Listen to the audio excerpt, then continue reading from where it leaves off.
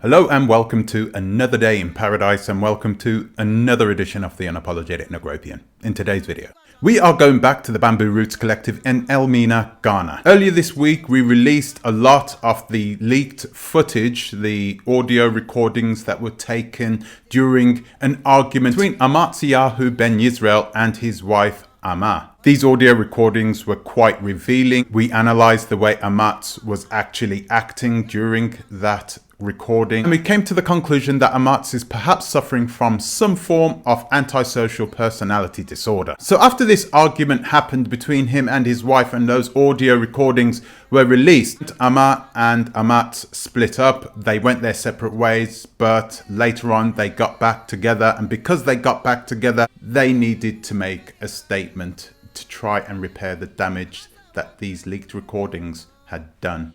I've listened to this video that they made a number of times, and there were a few things that I picked up throughout this conversation, because it's one thing to sit down and listen to what AHMAHTSIYAHU Ben YIREAL is saying, but it's another thing to read his body language. You need to be able to read between the lines when it comes to somebody who has some form of antisocial personality disorder. So in today's video, we are going to analyze this particular video. First, I'm going to ask you, like always, to please like, subscribe, share, click the bell notification, and please consider supporting the channel on our Patreon, link in the description. I'd also like to invite you to follow the OVVERSIGHT channel, the channel that is there to help you to invest on the African continent, both safely and securely. Link also in the description. So where were we?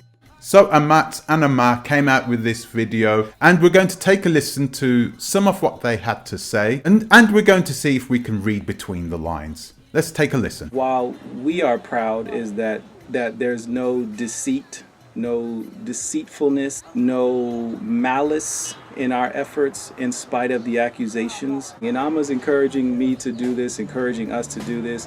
We're not claiming to be faultless. I mean, I've got some stuff I got to work on. There's some stuff I got to clean out my closet. I'm pretty sure she'll say there's some things she's got to work on. We're not coming saying, oh, we're faultless. But again, there hasn't been any deceit. There hasn't been any kind of malice in our efforts. I don't like the way this starts. Basically, you can see that Ama is instantly saying the word we. He tries to bring his wife into it. He'd never at any point during this video focus on what he has done. He never turns around and says, oh, I did this. It's always we, because he doesn't want the focus to be purely on him. We feel it's important to speak on a few things, and I'm not going to make this a very long video. That's funny. He says he doesn't want to make this a very long video, but the video is almost an hour long, and the vast majority of the time it is AHMAHTSIYAHU who is speaking. There was a coup that was led by the former executive director of Bamboo Roots Collective, and our website is still up, so for anyone interested in learning about who the executive director of Bamboo Roots Collective was, you're welcome to visit our website. She's telling me it's not necessary, but in actuality, the same people who went on social media and reached out to all these popular YouTubers in Ghana and throughout Africa. I'm very disappointed, of course, in the former executive director of Bamboo Roots Collective for maybe what might have seemed to be overly concerned or too concerned with something and or potential overzealousness. She doesn't live in Africa. She hasn't spent any significant period of time in Africa. So I'm wondering, how exactly does she feel she will be successful in assisting people in the manner in which our organization has if she has no physical presence here. Now, the former executive director that he is speaking of is a lady by the name of Shemaya, and this woman definitely has the intelligence to run an organization like the Bamboo Roots Collective. You would feel like that it is in good hands. But you also hear him say that she hasn't had a lot of experience on the African continent, and this can hold people back. But it can also be a blessing. You see, she is able to come in from the outside and look at things logically and rationally and find solutions where people who perhaps have lived in Ghana and have accepted all the BS, they wouldn't even focus on trying to make things better. Certain problems that the Bamboo Roots Collective had that is unable to be purely worked out through logic and rationale. You need to know more about yourself and about the culture of your own people, those returning diasporans, and the problems that they are going to bring to any organization. He also calls it a coup. I don't think it's a coup. I think it's just a bunch of people that saw Ahmad's behavior and said, no. There's a big difference in that between a coup, somebody that wants to take over an organization because they feel they can do things better, and somebody that sees an entity within the organization and knows that they need to get rid of it in order to move forward. Sending emails to them saying, oh, you should go, and one of these good brothers who did a YouTube video with me, mind you, whose video is on his channel highlighting the works of Bamboo Roots Collective, he sent me an email and he screenshotted it, he forwarded it, everything. And he was like, look, bro, there are people who are coming after you. Now, honestly, I kind of understand the reasons why the Bamboo Roots Collective would have done that. I don't want to go deep into the way situation was managed by the organization because I want to make a separate video about that. I don't think it's all Ahmad's fault. I'm saying this right now, right? I do believe that there were some issues with management. I do think that things could have been done slightly differently, but you know, I have the benefit of hindsight. They didn't. You know, Bamboo Roots Collective, or BRC, we do a lot of kumbaya. And cooperative works is fantastic. I'm encouraging people to continue to work together cooperatively. I'll caution you and say it's not easy. And I said to them, I said, well, you know, how then do I do what I do? I mean, how can I keep hosting people here at this institute if there's no revenue of which to, you know, pay for the lights and pay for the water and pay for the Wi-Fi, and you know, how do I put fuel in the van, which is the same van that... Ahmad is actually making a point in this one. There needs to be balance, okay? Because clearly you're going to have people that are going to come in from the outside. You're going to want to help these people. That's what collectives do. By working as a team, you can achieve anything. Financially, it is better that people pull their own weight. I think a lot of these diasporans were trying to leave the diaspora because the diaspora and the outside world is mostly focused on financial systems. You know, you wake up in the morning, you go to work, you work to make money, you work to survive. And they were trying to leave that type of life. But regardless, they still need to manage themselves. They still need to buy airplane tickets to go back to wherever they've come from to visit family and friends. They still need a certain amount of money coming in. They need to make a certain amount of revenue. Now, they have the land, they have the ability to build buildings. They could start charging people for short-term stays, and that would have been one revenue stream. This is another area where I think management could have started to think outside the box to increase more revenue so that they could help more people to return to Ghana. And you know, but once again, I'm looking in from the outside. So do you really need an organization to help you get a visa? Let me know in the comments section below, because I don't think you do. I hate this. A few things that I would actually like to highlight on, and I know that we all are not perfect. Everybody has a baggage that they are carrying, and he has a lot of challenges or things to work on, and I also have mine. Ahmad comes out in defense of AHMAHTSIYAHU Ben Yisrael and starts to make excuses for him for his behavior. That is terrible. AHMAHTSIYAHU Ben Yisrael is a grown man, and he is now in front of the camera. Now it's his time to talk. He does not need anybody else to speak up for him. He speaks the majority of this video. He can do this himself. Again, I know there's a lot of finger pointing, you know, and a lot of those fingers are pointed at me.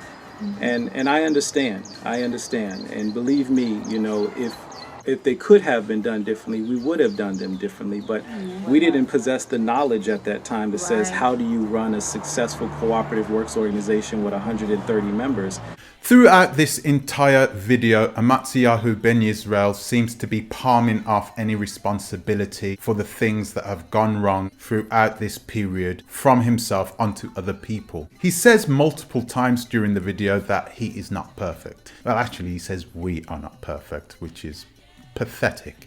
I don't know whether he thought that was an apology, but If he thought it was an apology, it wasn't an apology.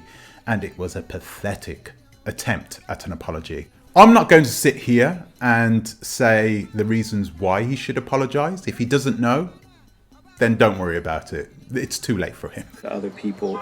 So with that, we have just made some changes. We've restructured our organization. It won't consist of the board in the manner in which it did previously. And when we do restructure the board members primarily will be local. They need to be here on the ground. I think part of our mistake, and this is something that my counselors, those who give me wisdom, who have other communities of their own here in Ghana, said they're happy we made these mistakes and we're having these lessons now before an organization that was formerly 130 members became 500 members. They were like, well, shoot, you better learn these lessons with 130 before you have to learn them with 500. So with that, I'm grateful, in that we're having these lessons now that says, here's how you can successfully go about establishing sustainable off-grid communities.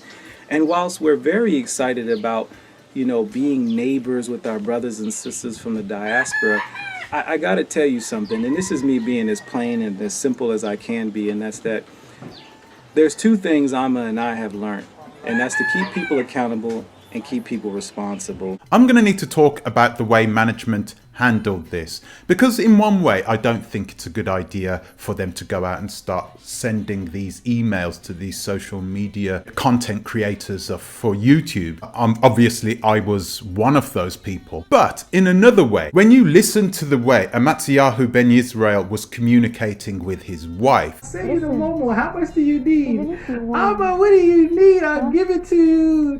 Just tell me what you need. Hey, Amma.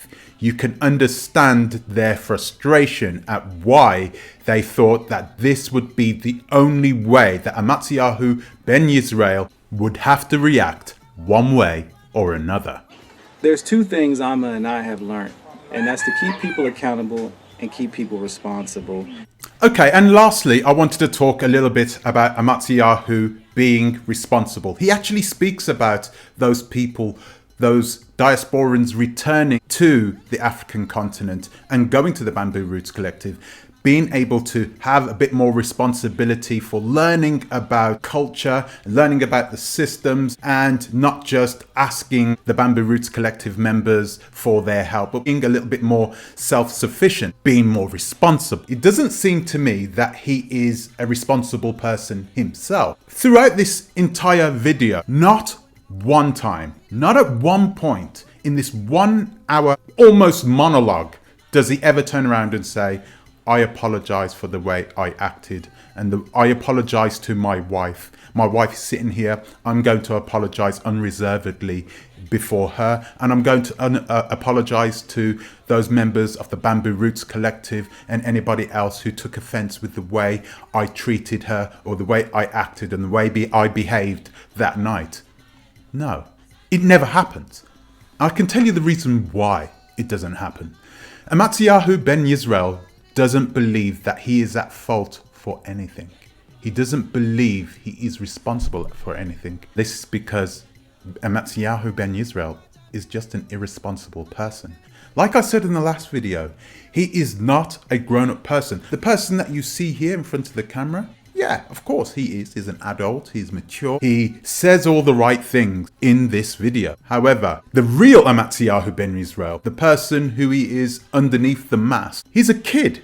He's a teenage brat who doesn't believe that he is responsible for anything. It's everybody else's fault. It's Shemaya's fault. It's my wife's fault. It's the board members' fault. It wasn't me because they do this, that, and the other, but me. Yeah, okay, I'm not perfect, but you know when a person is being sincere, when he has a sincere apology, when you see a change in behavior. This is what we call emotional intelligence. Emotional intelligence is being aware of what you were doing, acknowledging it, talking about it, and then modifying your behavior, changing it, and then actually applying that change in your life and making yourself a better person and acknowledging that you're a better person for it. And then once again, going back to the beginning, being aware of any changes. That is what they call emotional intelligence or emotional literacy. So He has none of that. I'm sorry to say this, but he has none of that. He just feels like it's everybody else's fault but his own. So you're never going to get a sincere apology from AHMAHTSIYAHU Ben Yisrael. It's difficult to run an organization like the Bamboo Roots Collective because of the different types of personalities that you're going to be having coming back from all over the world. So we know that they are going to have challenges, but we're going to try and pick those up and see if there is any logical or rational solution to those problems. Until the next time, please think twice, Torah a bit.